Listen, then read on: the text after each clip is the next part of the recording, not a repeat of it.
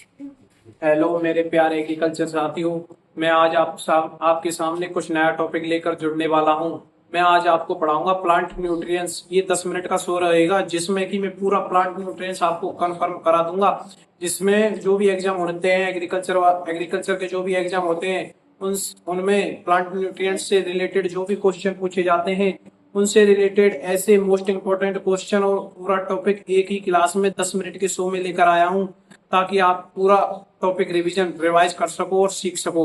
आइए इधर देखो। टोटल एसेंशियल न्यूट्रिएंट्स कितने होते हैं? 17। जो जिसमें जो निकिल होता है वो 17वां पोषक तत्व है, जिसको 1987 में ब्राउन एट al के द्वारा दिया गया था। और जो भी ये डाटा दिखा हुआ ना, ये सब इंपॉर्टेंट है, इधर ध्यान देके सुनना बच्चों। अपने जो है कार्बन, हाइड्रोजन, ऑक्सीजन, ये है एलिमेंट्स, ये एटमॉस्फेयर के द्वारा प्राप्त किए जाते हैं, ना कि ये किसी फर्टिलाइजर के द्वारा मिलते हैं। और जो है एनपीके प्राइमरी प्लांट न्यूट्रिएंट्स कहा जाता है, जिसमें फास्फोरस का कार्य होता है एनर्जी करेंसी के रूप में कार्य करना, और पोटेशियम का कार्य होता है पत्तियों में स्टोमेटा ओपन एंड क्लोजिंग के रूप में कार्य करना।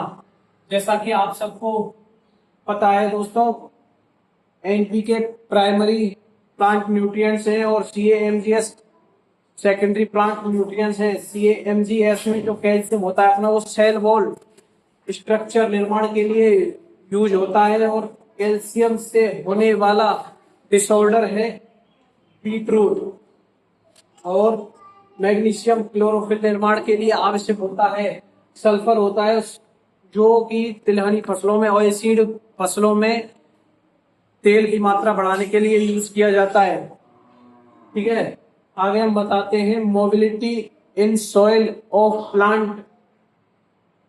सॉइल में मोबिलिटी कितनी होती है? सॉइल में मोबिलिटी जानने के लिए अगर ध्यान दे लीजिए आप, हाईली मोबाइल जो होते हैं सॉइल में वो होते हैं sulphur SO4 - nitrate, chlorine, boron, manganese, molybdenum. और लो मोबाइल जो कि सॉइल में होते हैं वो है अमोनियम, मैग्नीज, पोटेशियम। इमोबाइल होते हैं वो सॉइल में जो कि फास्फोरस और अपना जिंक, जो कि इमोबाइल पाए जाते हैं सॉइल में।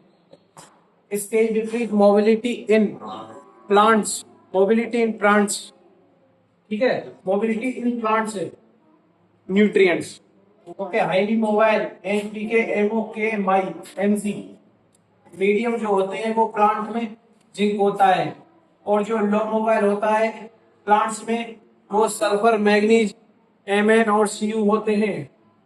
इमोबाइल होता है वो प्लांट में कैल्शियम और बोरोन होता है। ठीक है, जिसकी ट्रिक होती है बक। बक के द्वारा आप इसको याद कर सकते हैं, इमोबाइल इन प्लांट, बक, कैल्शियम।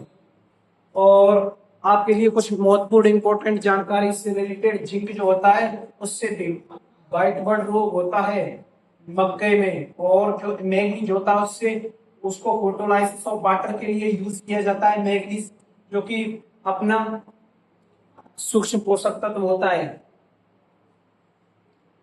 मेडिली लेमिला कैल्शियम पैक्टेट के लिए यूज किया जाता है।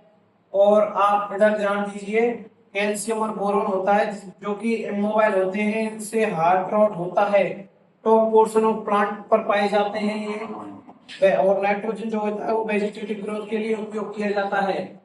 और इसमें सारी जानकारी लिखी हुई है, एग्रीकल्चर एग्जाम्स के दृष्टिकोण से सारी जानकारी, इंफॉर्मेशन लिखी हुई है, जो कि आने वाले एग्रीकल्चर एग्जाम के लिए बहुत ही इंपॉर्टेंट साबित होगी। ये टॉपिक मैं आपको 10 मिनट में ऐसा कंठस्थ करा दूंगा कि आप भूलने का नाम नहीं लोगे। सारे इंपॉर्टेंट क्वेश्चंस इस टॉपिक में हैं। जो भी प्लांट न्यूट्रिएंट्स टॉपिक से सारे इंपॉर्टेंट क्वेश्चन बनते हैं वो सारे बोर्ड पर लिखे हुए हैं, ध्यान दे लीजिए कृपया आप इधर। जो अपना मैग्नीशियम क्लोरोफिल निर्माण में सहायक होता है, और सल्फर ऑयल कंटेंट हाई होता है इसमें। जो अपना एमजी है वो मार्स स्पॉट ऑफ पीरो होता है। मैग्नीज के द्वारा, मोलिब्डेनम के द्वारा नाइट्रोजन फिक्सेशन किया जाता है।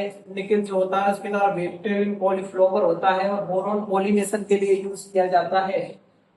और जो आयरन है वो इंटरवर्नल क्लोरोसिस होती है। आयरन कमी के कारण इंटरवेनल क्लोरोसिस पाई जाती है, जिससे पत्तियों के बीच में, सिराओं के बीच में पीलापन दिखाई देता है, उसको इंटरवेनल क्लोरोसिस कहते हैं, जो कि मैग्नीज की कमी के कारण, आयरन की कमी के कारण पाई जाती है। On telling permeability of cell membrane calcium Mg+।